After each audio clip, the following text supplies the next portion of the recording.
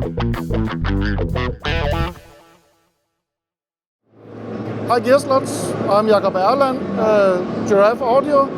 I'm showing this setup in the Frankfurt Musikmesse 2017, where we are presenting, among our traditional and old-fashioned and boring stuff, we're presenting the kind of exciting passive compressor, nicknamed the passive aggressive.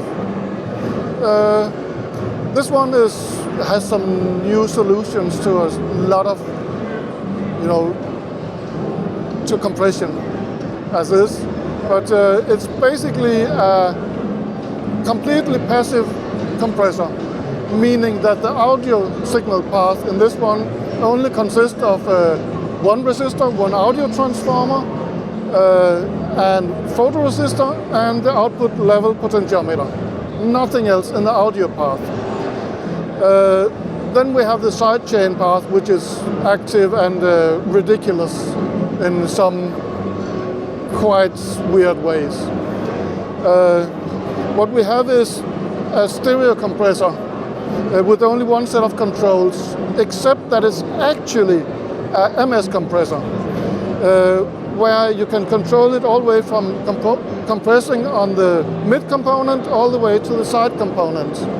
The beauty is, if you put it in the middle, you have the same M and S compression. It's the same as having a left-right compressor.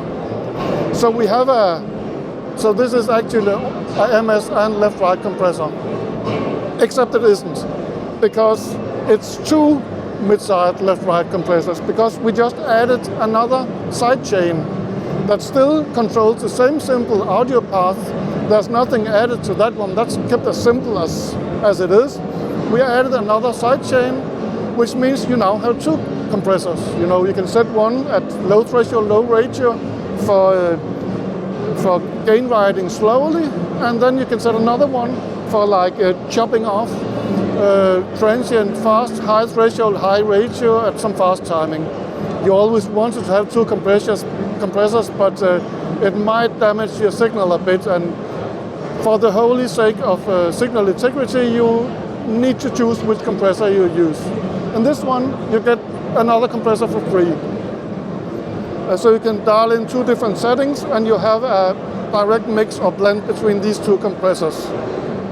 Now you may ask, you have two compressors, how do I decide which one comes first?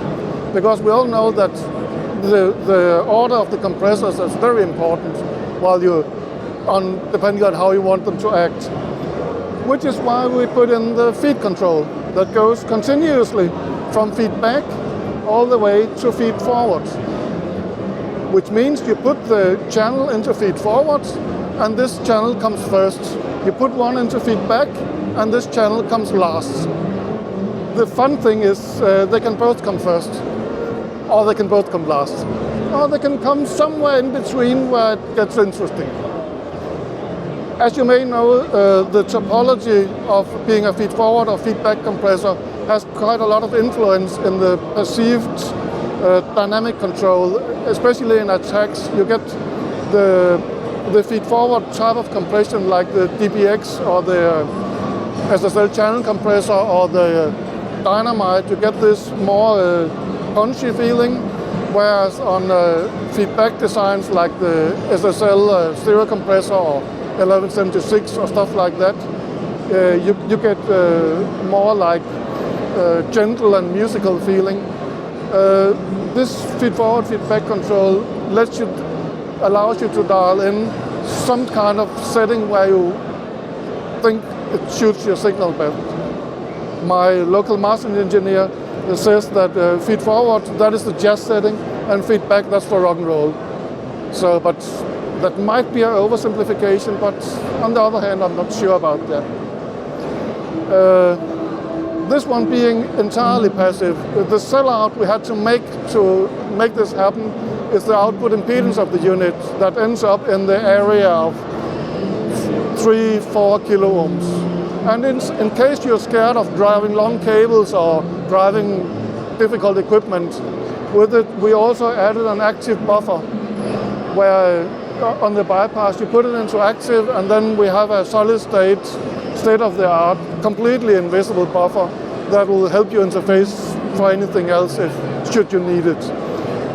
Also, if you're a bit of chicken and you don't really believe in this passive bullshit, then you may want to go in the active. But the passive, that's where it should be, really.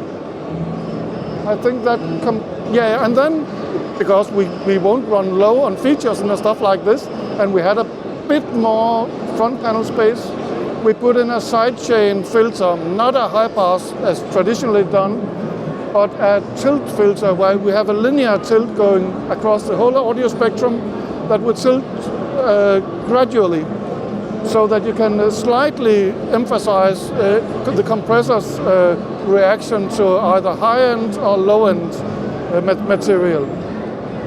And that might conclude the quick tour of the G24 passive-aggressive cadmium compressor.